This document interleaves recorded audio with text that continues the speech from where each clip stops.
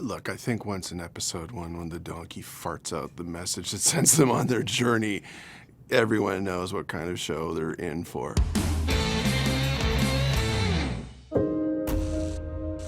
My name's Dr. Niles Calder. Please nod your head if you can understand me. So what is this place? My home. A safe place for you, others like you, to heal. Doom Patrol stands out in what's on offer insofar as stories and episodic television about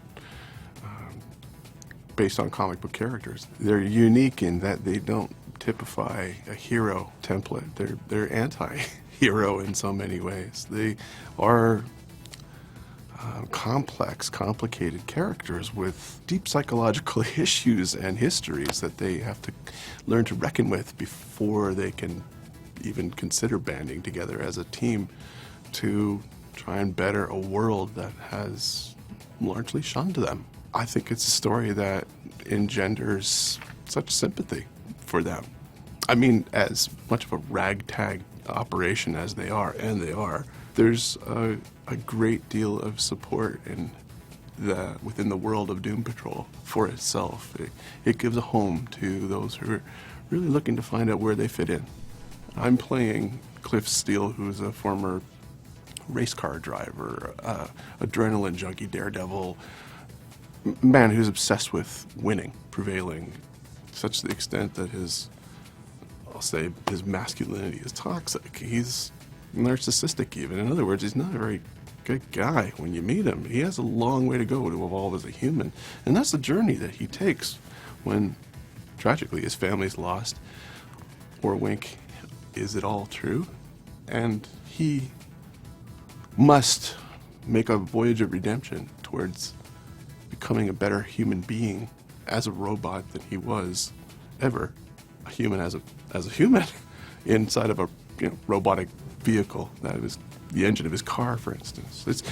It's a poetic arc to follow. Sure. As well, what I can tell you is that Cliff believes he's lost his baby daughter in 1988, along with his wife, in a horrible car accident, and he comes to consciousness again in this Robotman body. He can think and see, can't feel, tact anything. He has no sensation, let alone taste, smell, none of that.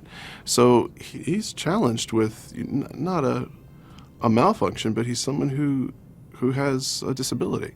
And they all do, in a way, whether it's physical or personal and emotional. It has to dabble with areas that are troubling psychologically, but it's never glossed over in how the material is approached, and certainly not in the relationship that Jane and Cliff have. Jane's volatile. She's saddled up with 64 separate and distinct personalities. There's a dynamic that she recognizes that he needs to fulfill in being some sort of a paternal figure to her, because he laments that his own daughter is lost, and the circumstances of her death also make him feel very, very guilty. Get out of my head, asshole! You need me. Cliff encounters a character called Black Annis, who is a gatekeeper, and she's quite fearsome. And what she has to say is, no man shall pass. And of course, Jane's allowed to go to the portal where she's been instructed by the three sisters to visit the well, which is certain doom for her, no pun intended. And I appear as Cliff in Robotman's clothing, his attire, because of it being the world of fantasy and memory and surrealism. Cliff is lashed across the face, and we see underneath that he can't escape his fate, which is to remain a robot.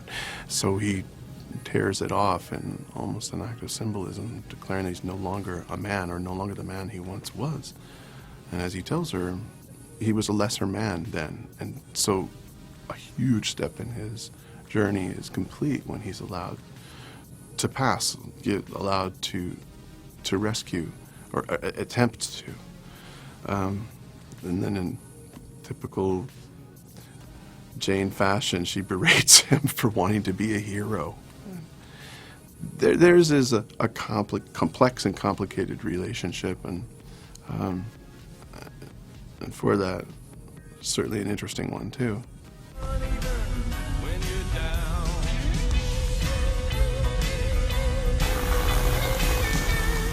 Look, I think once in episode 1, when the donkey farts out the message that sends them on their journey, everyone knows what kind of show they're in for. This is based in Dadaist surrealism, broad comedy, the films of Maya Deren.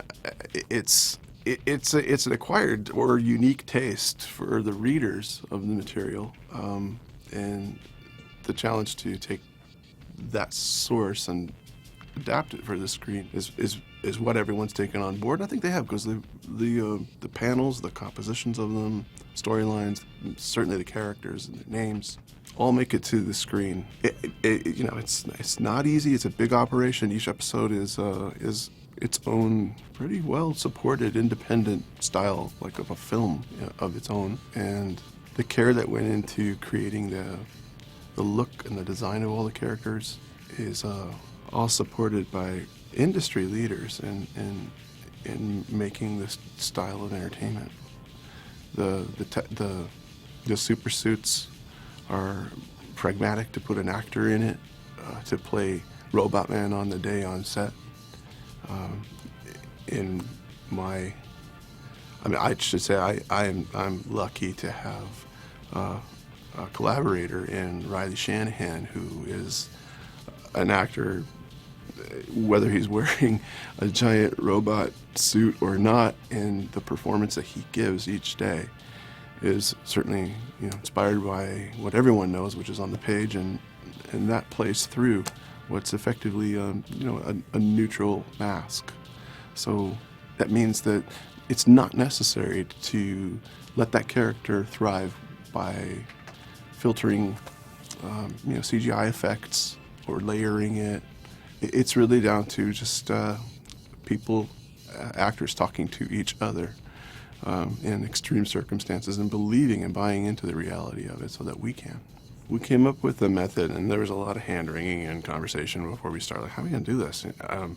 Because Riley's got to wear the suit, but his voice and mine are separate and distinct. He needs to give a performance that he let me know he wants to be what I would do if I was there on the day wearing the suit, which is not my job, but we collaborate. Interestingly and fortuitously, he and I went to the same college, albeit so 20 years apart, but we had many of the same instructors, much of the same instruction: combat, stage combat, comedy, physical comedy, and really working in a genre that's not unlike, for him, I'd say, like silent film acting, given how he has to find a place of strength from stillness that is this inanimate creature or being that is Robotman.